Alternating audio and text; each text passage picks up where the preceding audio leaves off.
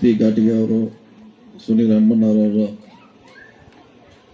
ನಮ್ಮ ಡಾಕ್ಟರ್ ಸೋಣಲ್ಕರ್ ಅವರು, ನಾಯ್ಕ್ ಅವರು, ನಮ್ಮ ಹುಲಗೋಡಿ ಅವರು, ಇನ್ನು ಅನೇಕ ನಾಯಕರ ಜೊತೆ ಅವ್ರ ಜೊತೆ ಕೆಲಸ ಮಾಡಿದಂಥವರು, ಅವರ ಅಭಿಮಾನಿಗಳು. ಈ ಕಾರ್ಯಕ್ರಮ ಕೂಡ ತಾವು ಕೂಡ ಭಾಗವಹಿಸಿದ್ರಿ. ಸೊ ನಮ್ಮನ್ನೆಲ್ಲ ಬಿಟ್ಟು ಹೆಚ್ಚು ಕಮ್ಮಿ 17 ವರ್ಷ ಆಯಿತು ಬಾಣೆ ಸರ್ಕಾರ ಅವರು. ಈ ಭಾಗದಲ್ಲಿ ರಾಜಕಾರಣಿಯಲ್ಲಿ ಅವರು ಮುಂಚೆನೇ ಇರುವಂತ ಒಬ್ಬ ರಾಜಕಾರಣಿಗಳಾಗಿದ್ರು.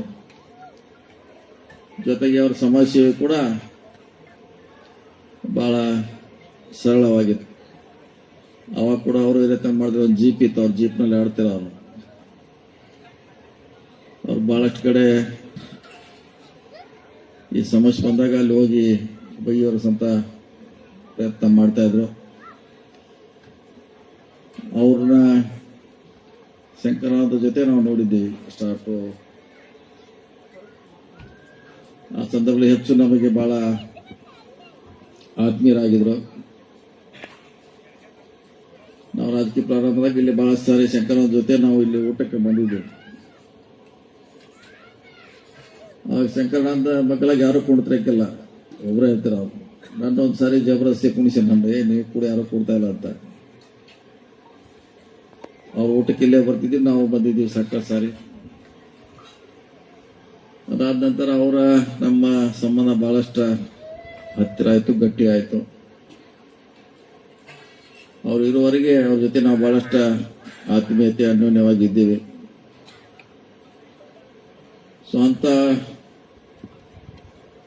ಎತ್ತರಕ್ಕೆ ಬೆಳೆದ್ರು ಕೂಡ ಬಹಳ ಕೆಳಮಟ್ಟದಲ್ಲಿ ಅವರು ಕೆಲಸ ಮಾಡ್ತಿದ್ರು.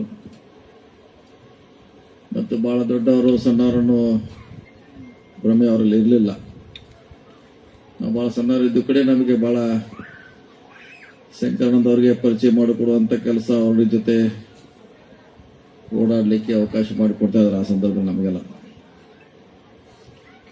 ಸೊ ಹೀಗಾಗಿ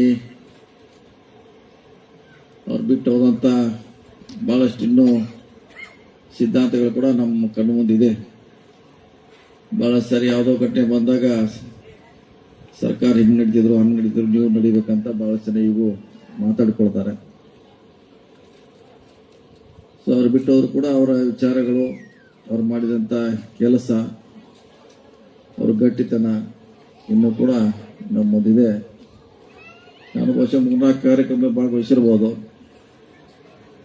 ಮತ್ತು ಆ ಸಂದರ್ಭ ತೀರ್ಕೊಂಡಾಗ ಬಹುಶಃ ನಾವು ಬಂದಿದ್ದೀವಿ ಇಲ್ಲಿ. ಬಹುಶಃ ನಾವು ಇಲ್ಲೇ ಅವ್ರಿಗೆ ಗೌರವ ಅರ್ಪಿಸುವಂತ ಪ್ರಯತ್ನ ಕೂಡ ಮಾಡಿದ್ದೀವಿ. ಸೊ ಅವ್ರ ಕುಟುಂಬ ಜೊತೆ ಕೂಡ ಅದೇ ನಮ್ಮ ಸಂಬಂಧ ಕೂಡ ಮುಂದುವರಿತಾ ಇದೆ. ಸೊ ಮುಂದುವರಿಯೋಣ. ಅವರ ಹಾಕಿಕೊಟ್ಟಂತ ಮಾರ್ಗದರ್ಶನ ಆದರ್ಶಗಳನ್ನ ನಾವೆಲ್ಲ ಮುಂದುವರಿಸುವ ಪ್ರಯತ್ನ ಮಾಡೋಣ. ಅವರಿಂದ ಕೂಡ ಹಲವಾರು ರಾಜಕೀಯ ಘಟನೆಗಳನ್ನ ನೋಡ್ಲಿಕ್ಕೆ ಸಿಕ್ತು, ನಮಗೂ ಕಲೀಲಿಕ್ಕೆ ಸಿಕ್ತು. ಅದನ್ನು ಕೂಡ ಇವತ್ತು ನಾವು ಮುಂದುವರಿಸುವಂತ ಪ್ರಯತ್ನವನ್ನ ಮಾಡ್ತೀವಿ. ಅವ್ರು ನಮ್ಮ ಬಿಟ್ಟಾಗಲಿದ್ರು ಕೂಡ ಅವ್ರ ವಿಚಾರಗಳು ನಮ್ಮ ಜೊತೆ ಇರಲಿ, ಅವ್ರ ಕುಟುಂಬ ಜೊತೆ ನಾವು ಇದ್ದೀವಿ, ಮುಂದೆ ಕೂಡ ಇರ್ತೀವಿ ಅನ್ನೋ ಮಾತನ್ನ ಈ ಸಂದರ್ಭದಲ್ಲಿ ಹೇಳಿ ಅವರ ಆತ್ಮಕ್ಕೆ ಚಿರಶಾಂತಿ ಸಿಗ್ಲಿ ಅಂತೇಳಿ ನನ್ನ ಮಾತು ಮುಗಿಸ್ತೇನೆ. ನಮಸ್ಕಾರ.